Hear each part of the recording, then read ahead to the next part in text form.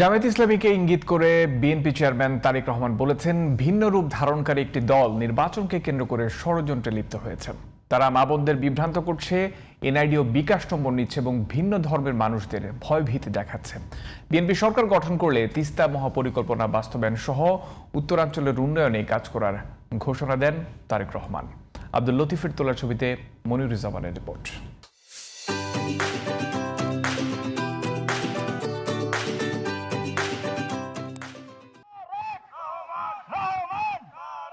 ঢাকার বাইরে নির্বাচনের শেষ প্রচারণায় অংশ নিতে শনিবার উত্তরাঞ্চলের ৩টি জেলার সমাবেশে যোগ দেন বিএনপির চেয়ারম্যান তারেক রহমান।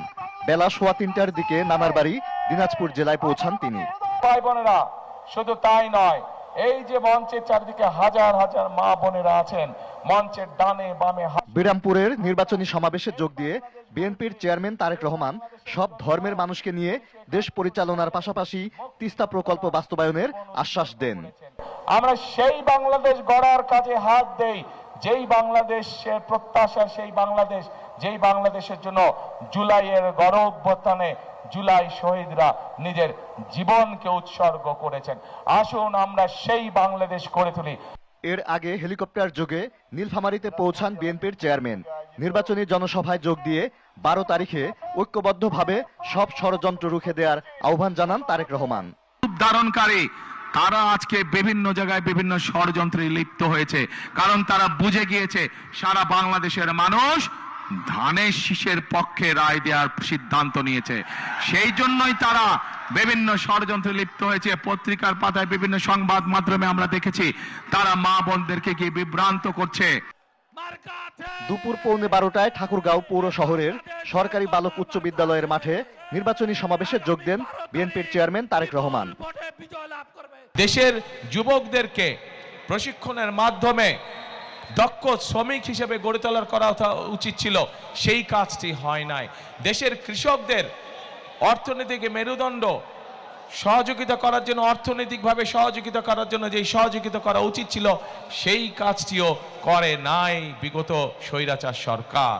আমরা 12 তারিখের নির্বাচনে যেমন জনগণের প্রতিনিধিকে নির্বাচিত করব, একইভাবে আমরা দেশ পুনর্গঠনের কাজে হাত দিব। দেশের প্রান্তিক মানুষের ভাগ্যের পরিবর্তন করতে শুধু ফ্যামিলি বা কৃষক কার্ড চালুই নয়, ক্ষুদ্র ঋণ মৌকুফের ঘোষণা দেন বিএনপির চেয়ারম্যান। ফ্যামিলি কার্ডের মাধ্যমে আমরা প্রত্যেকটি নারীর কাছে তার সংসার যাতে উনি স্বাচ্ছন্দ্যে পরিচালনা করতে পারেন, তার জন্য আমরা একটি প্রতি মাসে সহযোগিতা তার কাছে পৌঁছে দিতে চাই। ঠাকুরগাঁও বিমানবন্দর চালু, পাবলিক বিশ্ববিদ্যালয় প্রতিষ্ঠা, হিমাগার নির্মাণ সহ উত্তর জনপদের উন্নয়নে একগুচ্ছ পরিকল্পনা তুলে ধরেন তারেক রহমান। বিএনপি আগামী 12 তারিখে নির্বাচনের সরকার গঠন হলে যত দ্রুত সম্ভব আমরা এই এলাকার এয়ারপোর্ট ইনশাল্লাহ চালু করব। দীর্ঘদিনের বঞ্চনা থেকে মুক্তি পেতে উত্তর জনপদের মানুষ বিএনপির চেয়ারম্যান তারেক রহমানের উপরই আস্থা রাখবে বলে মনে করছেন দলটির নেতাকর্মীরা। তবে জনগণের এই আস্থা ধরে রাখতে সকল চক্রান্ত মোকাবিলা করে ধানের শীষের বিজয় ছিনিয়ে আনাই বিএনপি নেতাকর্মীদের একমাত্র লক্ষ্য বলে জানান তারা। Moniruzzaman, GTV news, Thakurgaon.